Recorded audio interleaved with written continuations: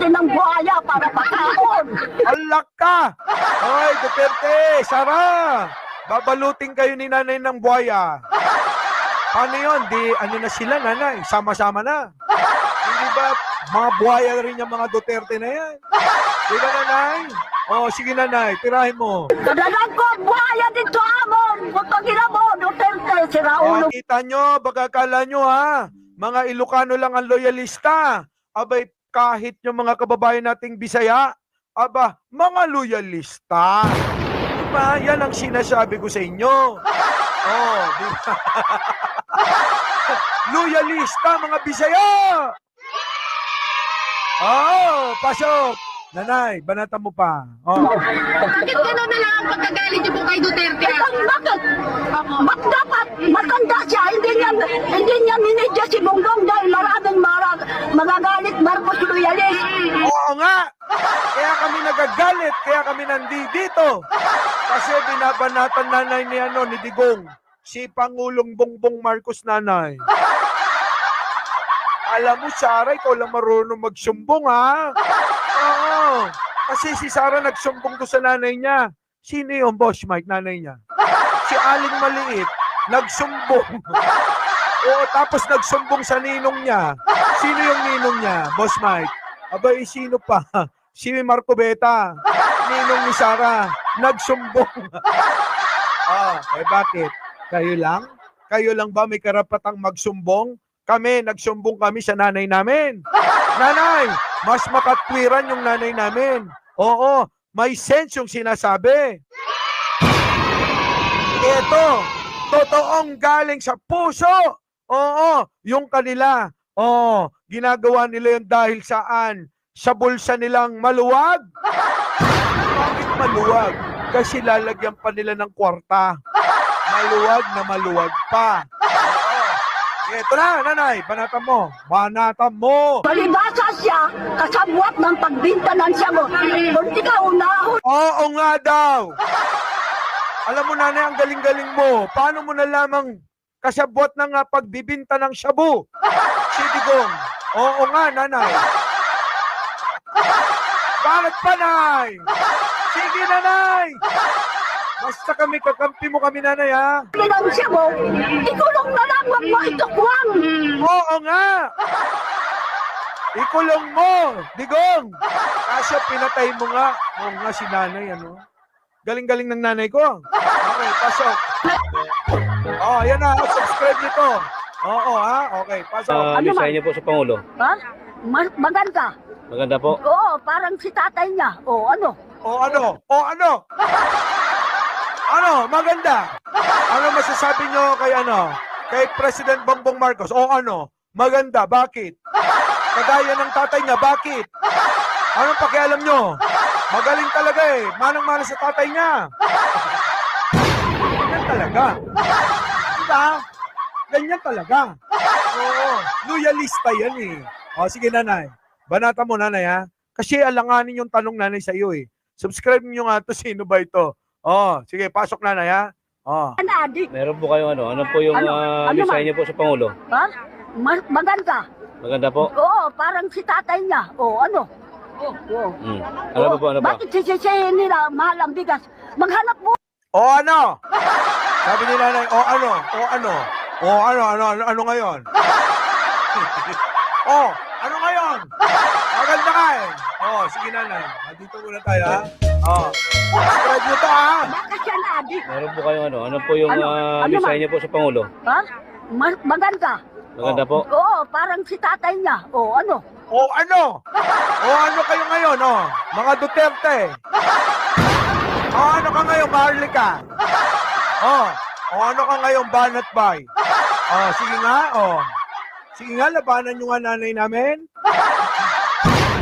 Yan ang nanay ng sockbit ngayon. Diba? O, laban kayo kay nanay namin. Ano po? Ano ba? Bakit sisisihin nila mahal ang bigas? Maghanap buhay ka para may makabili kang bigas. O, kita mo? Bakit? Bakit nyo sinisisi ang bigas? Abay, maghanap buhay kayo para may pambili kayo ng bigas. Tama na nanay ko. Diba? Si nanay nga, oh. Abay, 80 na. Oh. Samantalang kayo, reklamo pa rin kayo. Reklamo sa bigas. Puro kayo bigas. Buti pa si nanay talaga eh. May punto, no? Diba? Kaya mahal na mahal ko talaga yung mga senior citizen natin, mga kababayan. Kaya alam nyo na kung bakit, alam nyo na pinanggagalingan ko kung bakit mahal na mahal ko talaga yung mga senior citizen natin. Ha? Kumain na ba yan? Uy, Luis Fernandez, tumigil ka. Sige, eto na. Bigay sa ulat. Pasok! Sisisihin si Bongbong? Oh. Ikaw ba naman manganak? Mapapakinabangan mo agad ang anak mo? Oo nga! Nagmamadali sila, nanay. Gusto pagkaanak, wala nang alaalaga. Diba? Pero pagdating kay Sarah, gusto inaalagaan. Meron na senior. Meron na senior, meron, baser na senior, meron, talaga ba? Uy, hayaan mo sila, naliligaw sila. Okay, tuloy. Palalakihin mo muna yun. Ganyan si Bongbong. Oo nga. Maghintay kayo. Oo Kasi nga. nagtatanim pala yung magsasaka. Oo nga. Tapos yung mga magsasaka, tinulungan ni Bongbong. Oo. Yung mga ngingisda, pinalayas yung mga insect. Masama ba yun? Oo Ating nga. teritoryo yun. Oo nga! Galing-galing ni nanay, ang galing ng katwiran. Diba? Tama, gusto nila inaasa sa iba. Sige, tuloy. Duterte, kung adik si Bongbong, ba't hindi mo napakulong? Kaya mo ipakulong yung mahihirap? Bakit yung malalaking drug lord, hindi mo mapakulong? Oo nga! Kung totoong adik si Pangulong Bongbong Marcos, bakit hindi mo pinakulong? Tapos ngayon nagngangawa ka. Tinatawag mo adik bangag si Pangulo. Ay, nako, Duterte! Pinili mo lang yung mga mahihirap na katulad namin. Pinatay ni Duterte yung mga katulad natin, nanay. Yung mga kababayan natin na mahihirap. Tapos sigaw na sigaw. Para sa mahirap. Yung pala, nanay, para sa mga mayayamang drug lord. Sabi ng nanay ko yan, ha? Ay, no. Sabi ng nanay ko yan. Sige, nanay, banatan mo. Kasi kasabot yan, magbinta na siya mo! Oo nga!